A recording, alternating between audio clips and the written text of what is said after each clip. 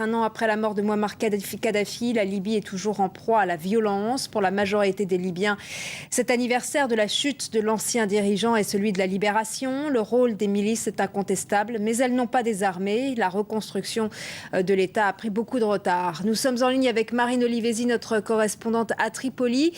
Par ailleurs, les déclarations sont contradictoires concernant l'arrestation de l'ancien porte-parole de Mouammar Kadhafi, Moussa Ibrahim. Oui, ce fut hier une journée anniversaire chargée en rebondissements, rumeurs et confusion. Au cours de l'après-midi, tout d'abord, cette déclaration du bureau du Premier ministre confirmant l'arrestation de Moussa Ibrahim, le porte-parole de Mouammar Kadhafi, qui était en fuite depuis la chute du régime. Plus tard dans la soirée, pourtant, le ministère de la Défense dit douter de cette arrestation et on assiste ensuite à un enchaînement de déclarations contradictoires avec le porte-parole du gouvernement déclarant notamment que le gouvernement n'a jusqu'alors rien confirmé d'officiel.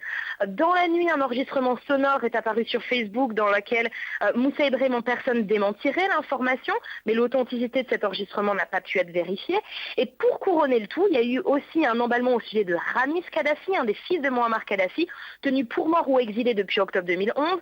Des rumeurs et même quelques annonces officielles ont circulé dans la soirée quant à son arrestation au cours des combats hier dans la ville assiégée de Bani Walid.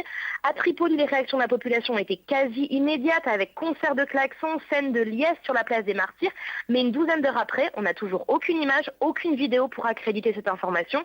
On attend donc toujours du gouvernement une mise au point sur le sort de Moussa Ibrahim et de Ramiz Kadhafi. Mais plus le temps passe, plus les doutes se multiplient. Et certains Libyens ce matin viennent même à accuser le gouvernement d'avoir alimenté ces rumeurs pour détourner l'attention des combats sanglants qui ont eu lieu hier à Bani Walid et qui ont fait au moins 26 morts et plus de 200 blessés. Merci beaucoup Marine Olivesi.